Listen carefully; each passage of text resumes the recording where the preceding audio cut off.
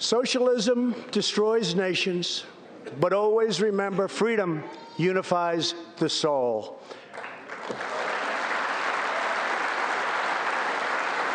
To safeguard American liberty, we have invested a record-breaking $2.2 trillion in the United States military.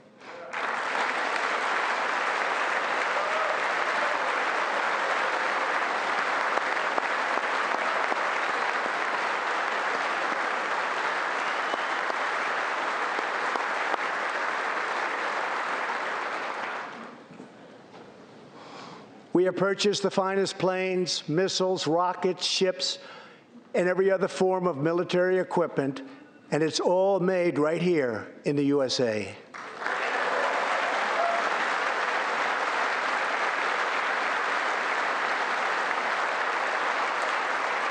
We are also getting our allies, finally, to help pay their fair share.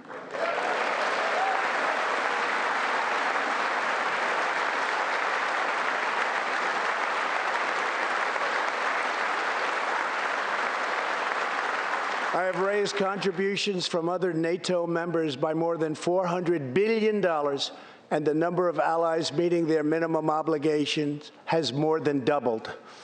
And just weeks ago, for the first time since President Truman established the Air Force, more than 70 years earlier, we created a brand new branch of the United States Armed Forces.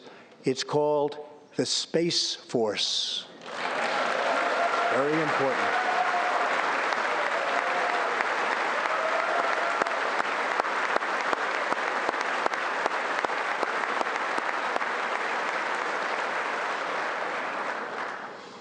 In the gallery tonight, we have a young gentleman, and what he wants so badly, 13 years old, Ian Lawnfay.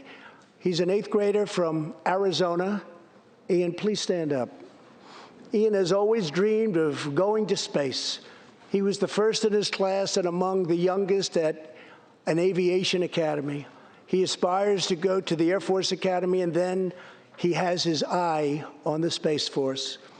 As Ian says, most people look up at space. I want to look down on the world.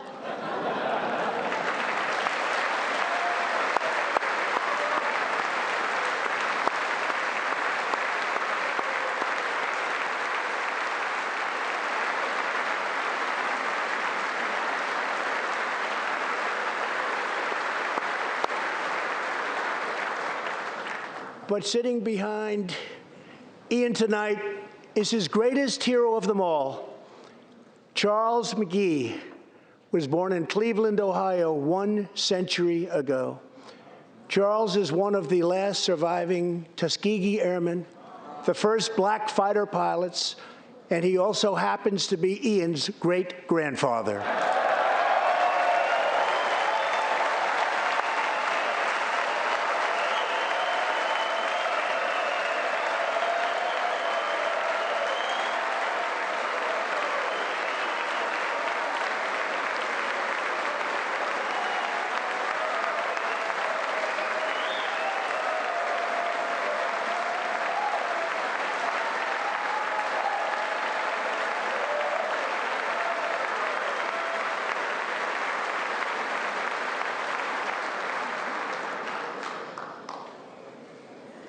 Incredible story.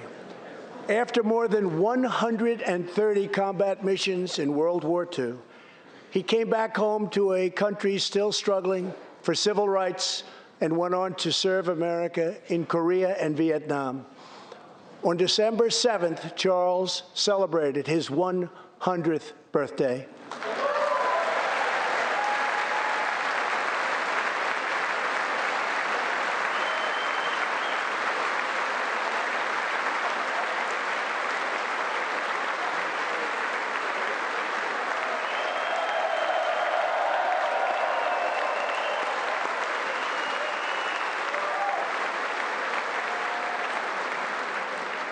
A few weeks ago, I signed a bill promoting Charles Mcgee to Brigadier General, and earlier today, I pinned the stars on his shoulders in the Oval Office.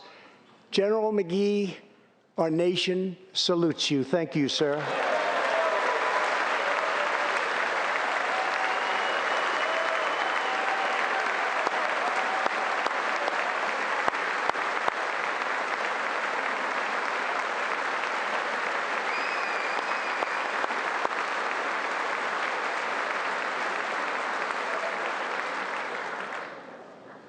From the Pilgrims to the founders, from the soldiers at Valley Forge to the marchers at Selma, and from President Lincoln to the Reverend Martin Luther King, Americans have always rejected limits on our children's future.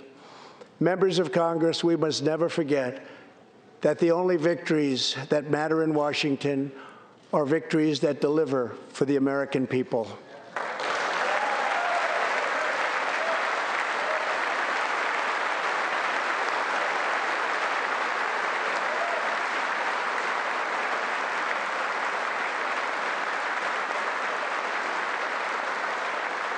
The people are the heart of our country. Their dreams are the soul of our country, and their love is what powers and sustains our country. We must always remember that our job is to put America first.